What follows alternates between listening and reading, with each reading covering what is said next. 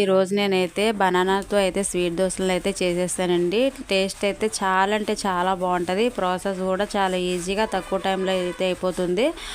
వీటిని అయితే మనం పలచగా వేసుకోవచ్చు, అదేవిధంగా మందంగా కూడా కాల్చుకోవచ్చు అండి. సో వీటిని అయితే ఎలా ప్రిపేర్ చేసుకోవాలన్నది వీడియోలో అయితే మనం చూసేద్దాం. ముందుగా అయితే ఒక మిక్సీ జార్ తీసేసుకొని దీనిలో వచ్చేసి 2 కప్స్ వరకు అయితే నేను గోధుమ పిండిని అయితే తీసేసుకున్నానండి. గోధుమ పిండిని ఏ కప్తో అయితే తీసుకున్నానో అదే కప్తో వచ్చేసి 1/2 కప్ వరకు అయితే దీనిలో బెల్లాన్ని అయితే యాడ్ చేసుకున్నాను. అదేవిధంగా 2 అరటిపళ్ళను కూడా దీనిలో యాడ్ చేశానండి.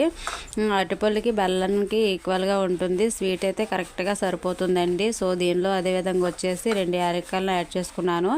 మనం దీనిలో వచ్చేసి 1 టేబుల్ స్పూన్ వరకు అయితే నేను నెయ్యిని కూడా యాడ్ చేసుకున్నానండి. ఈ విధంగా యాడ్ చేసుకున్న తర్వాత కొంచెం కొంచెం అయితే వాటర్ పోసేసుకుంటూ ఈ కన్సిస్టెంట్లో అయితే మనం బ్యాటర్ని రెడీ చేసుకోవాలి. సో ఈ విధంగా చేసుకున్న తర్వాత 1/2 అవర్ అయితే పక్కన పెట్టేసేయండి.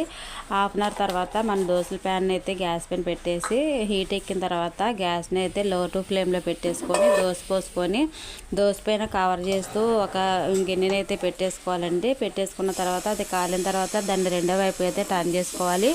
ఇదే విధంగా దోశలు మొత్తాన్ని కూడా వేసేయాలి. సో ఈ విధంగా వేసుకున్న తర్వాత అయితే మనం రెండు వైపులా కొంచెం ఆయిల్ అప్లై చేస్తూ కాలుస్తూ ఉంటే పొంగుతూ వస్తాయండి. టేస్ట్ కూడా చాలా అంటే చాలా బాగుంటుంది.